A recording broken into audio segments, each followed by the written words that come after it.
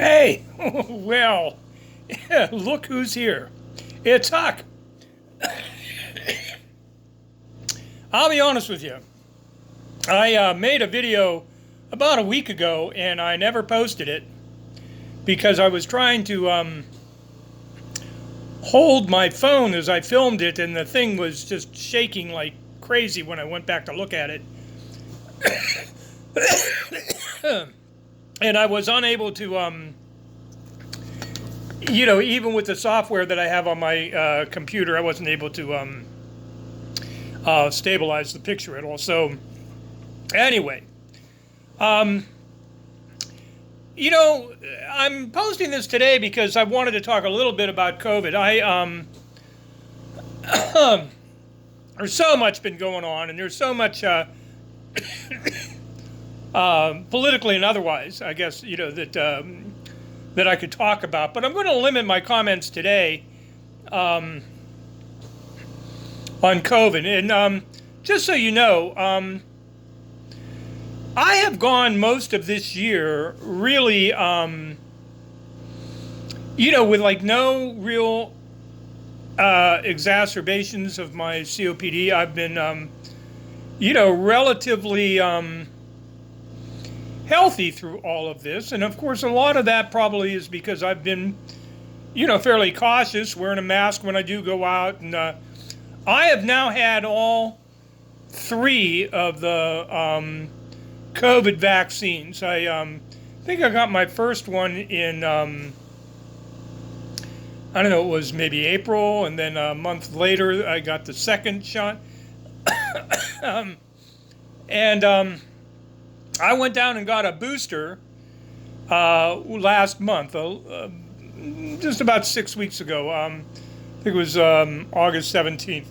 And I wasn't even really sure whether or not I was eligible for the booster, but I was able to get it, and I'm glad I did. And be honest with you, today is the first day where I've had a little concern, and I went down to the neighborhood Walgreens, where I typically get most of my prescriptions filled, and where I got my booster shot for COVID. And I asked them for the flu shot, not COVID, but for the flu. And as I understand it, the flu has come back kind of with a vengeance. This late summer. Typically, they ask, older folks like me and vulnerable people to get their flu shot. Usually, sometime in October, anyway. And so I wanted to go ahead and get that done. So I went down yesterday on my scooter, and I was kind of encouraged because when I went down there, typically, you've been able to walk in, go up to the pharmacist at the counter, and tell them, you're there for a COVID vaccine or booster vaccine if you're eligible, or in this case, a flu vaccine. And there's, not been any need to. In other words, they accepted walk-ins. Apparently, that changed this week. They have been so swamped with people trying to get COVID vaccines, many of them their first vaccine, that they had to make it a requirement that you had to sign up online and set up an appointment before they would be able to serve you. So while I was there, I expected probably to be in and out of there in 15, 20 minutes, and there were at least three people that had got there either right before me or right after me that came in seeking their first COVID vaccine. And like I say, to me, that's encouraging.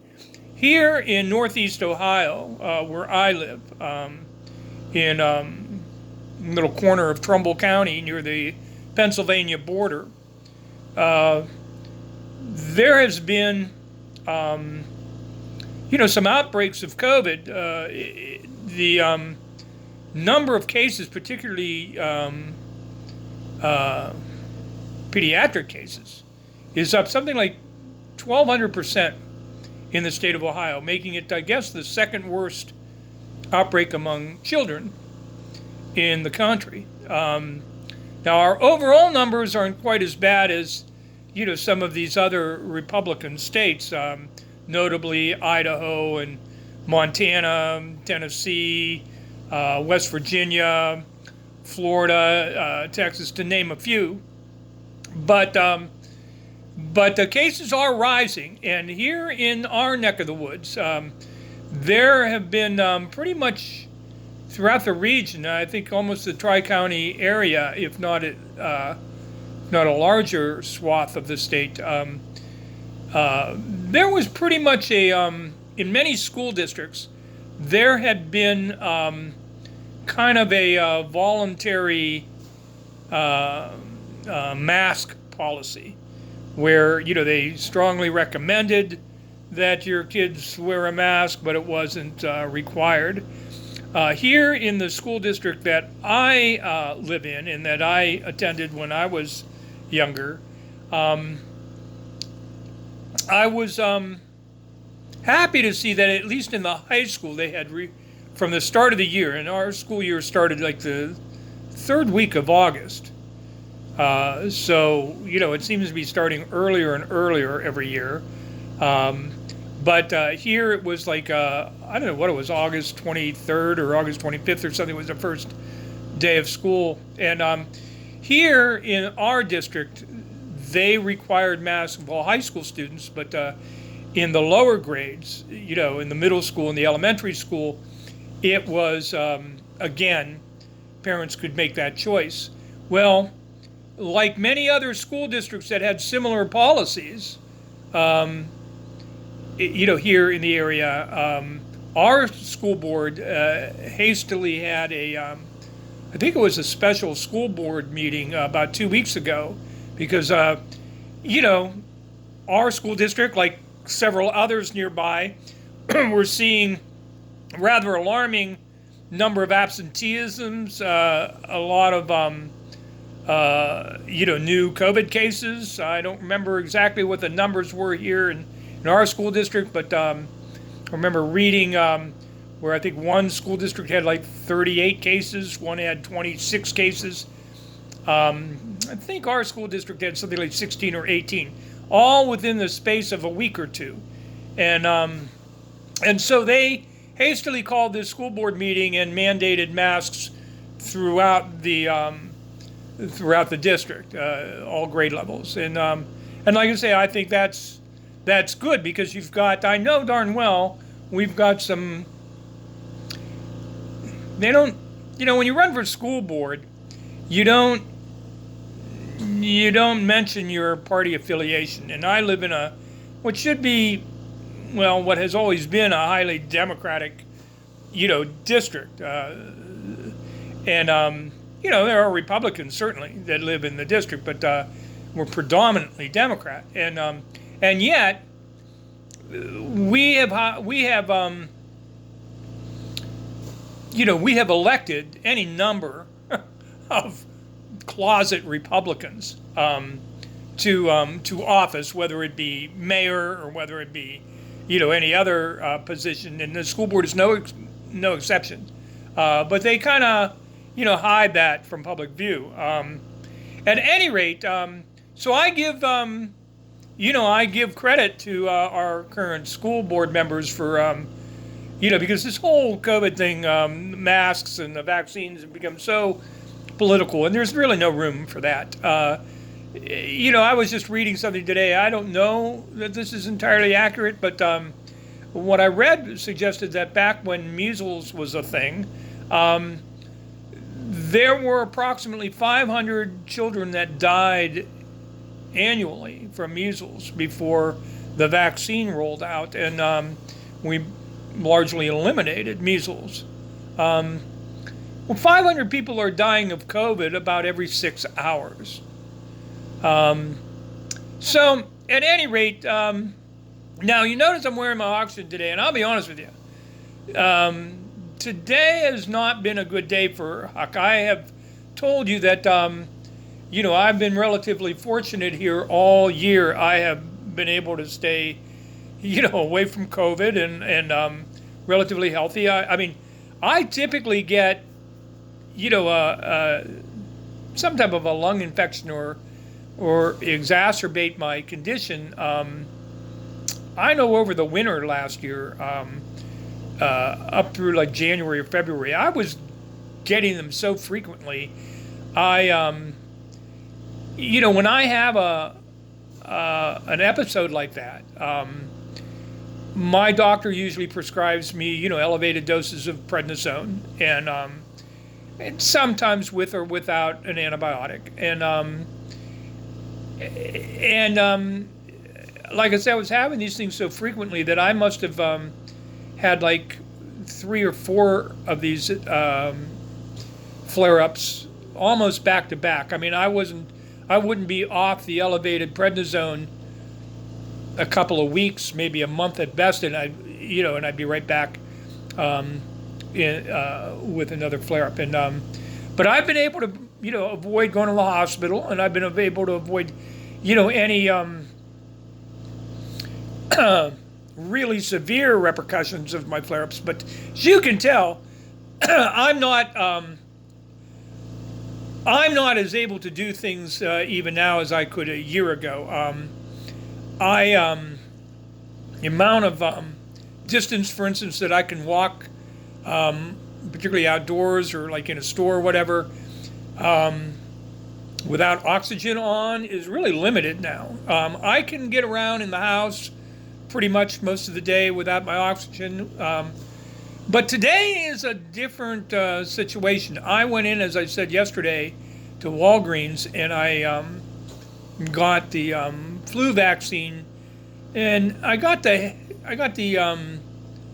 this, I don't know what you want to call it, the stronger dose. It's I think they combine several different flu strains. They give this to people that are over 65 or particularly vulnerable, so anyway, I got that, and I noticed immediately that my arm was sore. I mean, it was sore going in, and it was, my arm kind of ached a little bit, and a little bit of that isn't, that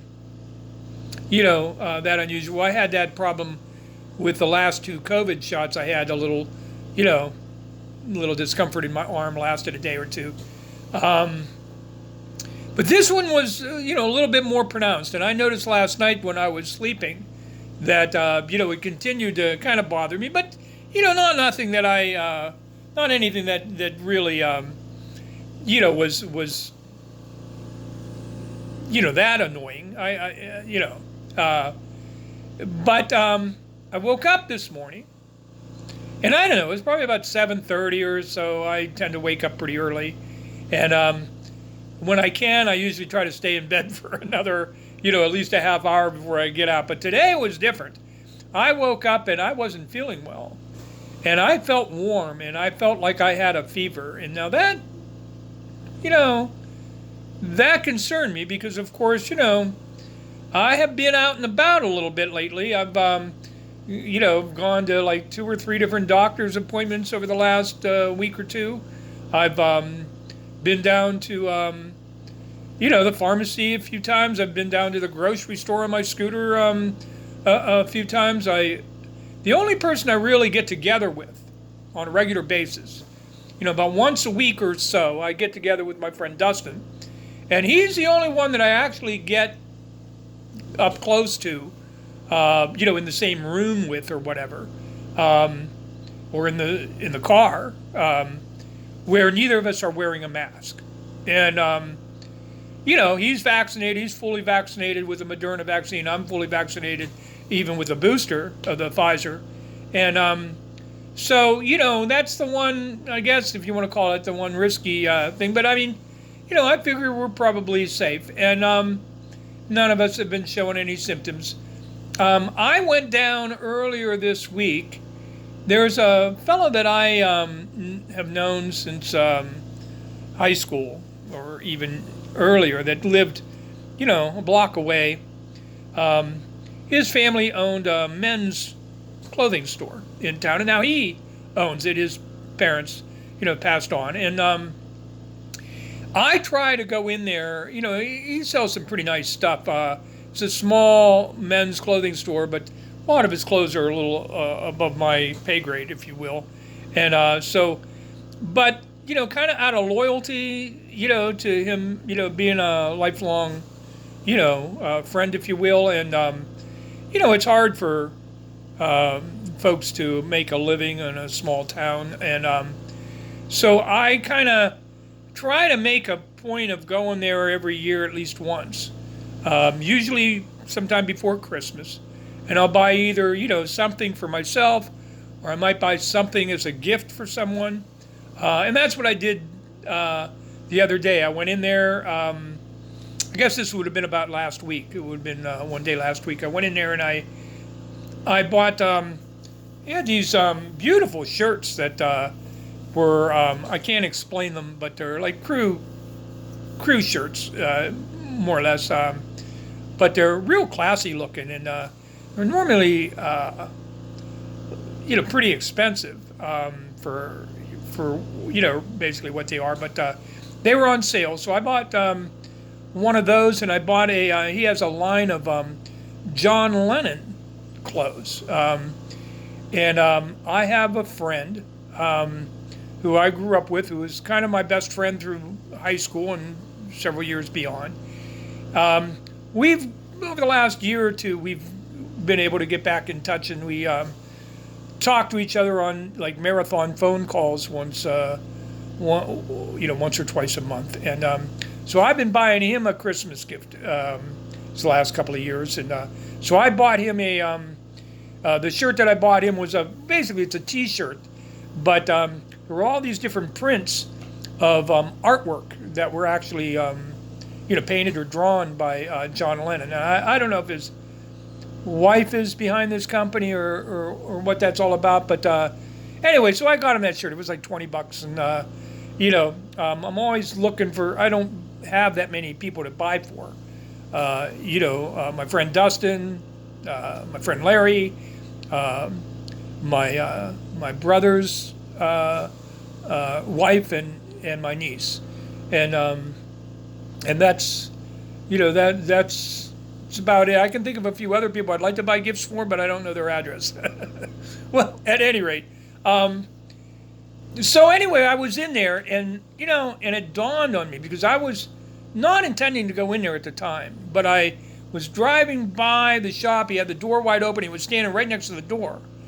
And so I stopped, and I thought, while I'm here, do a little early Christmas shopping, I'll go in here. And it didn't dawn on me until I had, been in there for quite a while, because he's showing me stuff and everything. And dawned on me that this is the first time I was in a shop or a store or of any kind in like a year and a half without wearing a mask. I didn't have my mask on at the time, because as I'm traveling on my scooter, my mobility scooter, this place is almost a mile away where I, well, at any rate, so I wake up this morning, I had a fever. It was just a very slight fever. It was like, when I first took my temperature, it was like 99.1. Well, that's hardly a fever at all, but my temperature tends to run, lower than normal. I mean, my typical temperature is like 97.1 or 97.5 or something. So this, did represent a fever of sorts for me. I tested it about an hour or two later, closer to 8:30 in the morning or so, and it had actually gone up a little bit. It was like 99.5, and I just really felt terrible. I got up, to go take some of my medications that I take every morning, and put some coffee on, and almost like I had the chills. I didn't really have the chills. I wasn't shaking, but that's how I kind of felt. I've had a little, not really a headache, but a kind of a fog. So anyway, I'm pretty sure this is all just a reaction, a side effect of the flu vaccine that I had yesterday. But in my condition, I can't really be too careful. As my lung doctor has made clear to me repeatedly, including the last time I saw him here about a week ago, if I get COVID, it's going to be lights out for me. I'm not going to survive it. As he put it, even in the best of cases, COVID basically makes you rely on your, lung reserve, if you will, and I have none. So I ended up calling my family doctor this morning and talked with a nurse there and asked her, whether or not I should bother to go get a COVID test. I've never actually ever had one. I've never been tested for COVID because I've never had any reason to be tested for COVID. I've never had any symptoms before. And I told her, that I had just had this flu shot. And she said that, it's most likely effects from the flu shot. So she told me to be aware, if the fever should spike, if I should start feeling much worse, or if it lasts more than a few days, I should definitely go get tested. But otherwise, she didn't think I needed to rush right out today. And she told me of a place about 7 or 8 miles from here that I wasn't aware of, where they do have some outpatient testing. So, I'd know where to go. So that's what's been going on here. I should mention that one of the things I'm trying to iron out here right now is I have about, a little more than 24 hours, maybe 36 hours, to decide whether or not I'm going to keep the health insurance that I have. You turn 65, you have a window in which to select what type of Medicare plan you want. And that window is, like 6 months or something. And I think it begins like 3 months before and extends to about 3 months after your 65th birthday. Now, I was on Medicare prior to my 65th birthday because of my disability. Basically, if you're on permanent disability, you become eligible for Medicare coverage 2 years into your disability. And so I've been on, a Medicare Advantage plan, they call it, for a couple of years now. And but like I said, when you turn 65, or that window around your 65th birthday, you actually become eligible for a number of other Medicare plans that are not available to you if you're not 65.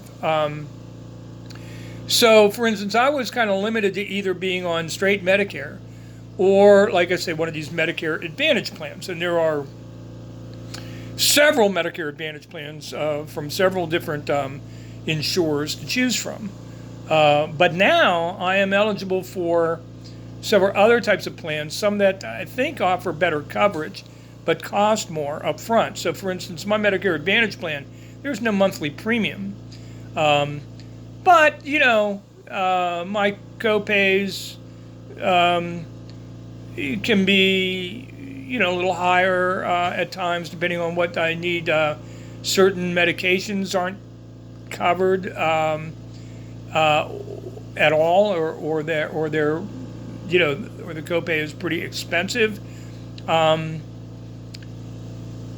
As I understand it, there's a medication I would like to get that if I started getting it after 2 months, I'd have to pay like $225 a month for it.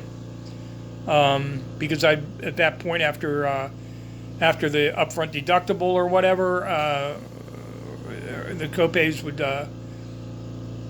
would rise up to where basically I'd have to pay 25% of the drug's cost, which in this case would be, the drug costs like $1,000 a month. One of these, I think the name of the medication is Trelegy. You've probably seen it advertised on TV. It's an inhaler, 3 different medications for people that have COPD. But At any rate, so I've been looking at something called Medicare supplement plans. And the way they work is there's, and I'm not clear on this, I need to get clarification before I make a jump. First of all, there is a monthly premium, and they can range anywhere from like $130 a month, which I think is the cheapest one I saw, to more than $160 a month. So that's, that's a bit pricey in my situation. I mean, I don't have a monthly premium right now, and I mean, I've been getting monthly help to pay my bills, and without that help, I wouldn't be able to pay the bills I have.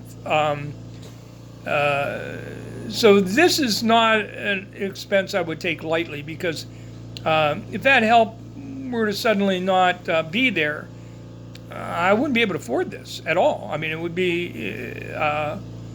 it would simply not be possible to pay the premiums. So that's a big concern. The other thing about this, as I understand it, is there's a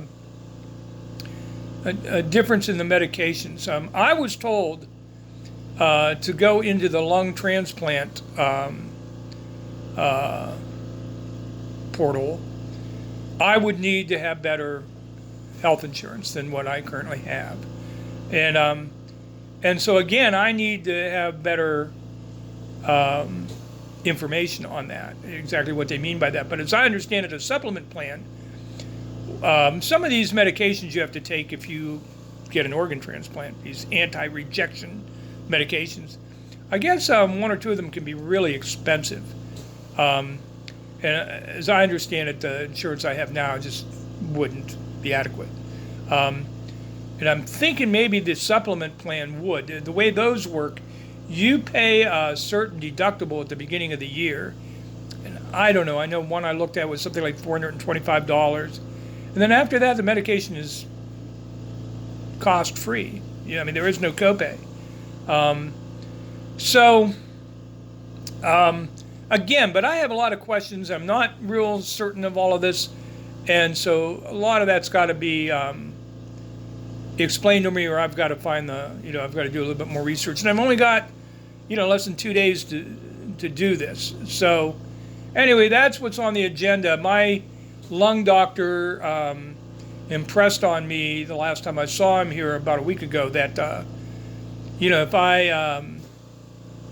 if I want to be around 2 or 3 years from now, I better go ahead and get evaluated for a lung transplant. And he had told me this 3 months ago, and we had submitted all the information that was required of us to the Cleveland Clinic, and they had at one time had me scheduled for an evaluation a couple of years ago, and I ended up canceling it. I didn't want to go through with it at the time, and so I never had that done. So at any rate, we have resubmitted all the information, and that was more than 3 months ago, and we never heard anything back.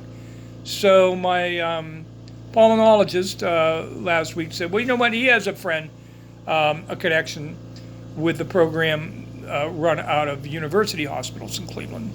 And I don't know if maybe that's where he did his residency, or if he just, maybe knows some doctors that are pulmonologists, in that program or whatever. But he had one of them, one of those contacts on his cell phone. And as I was there, he was in his office. I mean, right in front of me, he was trying to dial him up and contact him. And but he wasn't able to reach him that day. So I think it was a day or two later, last week, my doctor's office called me and said, hey, you need to call this number, University Hospitals, and set this up. And so I did.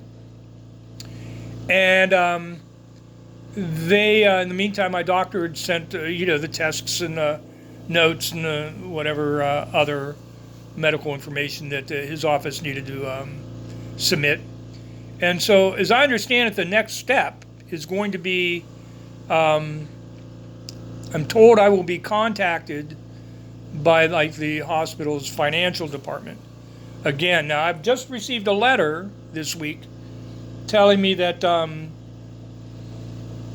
Humana, my current insurer, has approved the evaluation. So I can go through with that if I'm still under Humana at the time that I might get this. But so like I say, there's a lot to unpack there, and I really got to get on the horn. I wish I was feeling better today, because I'm really feeling a little under the weather. In fact, I had to cancel an appointment. This is the second time I've had to reschedule an appointment that I've had set up with my cardiologist. Now, I don't have any known, real heart issues, but there was a time a few years ago when I thought I was having some angina attacks, and since then he's kind of leaning toward the idea that maybe I've been suffering, more from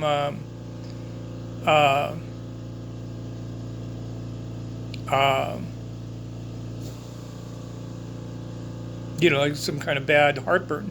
But at any rate, I am taking a couple of, low dose medications for the, the possibility of, any blockage or whatever. But they haven't recommended me having to go in for any other kind of procedure like a stent or something like that. So, or an angioplasty or something real invasive like that. But I'm sure that's what he probably wants to find out. I mean, I think at some point he wants to schedule another CAT scan or something so that he can see what he's dealing with and whether or not anything more extensive needs to be done. Certainly my diet probably isn't my best strong suit as far as heart. I eat a lot of fatty foods, I guess. I like my meat, Well, at any rate, listen, I'm sorry to talk your ear off, but it's been so long since I've talked to you. I could have done this video yesterday without the oxygen. But like I said, I'm feeling a little under the weather today. So I'm glad I got this out. I'm glad I got this done. I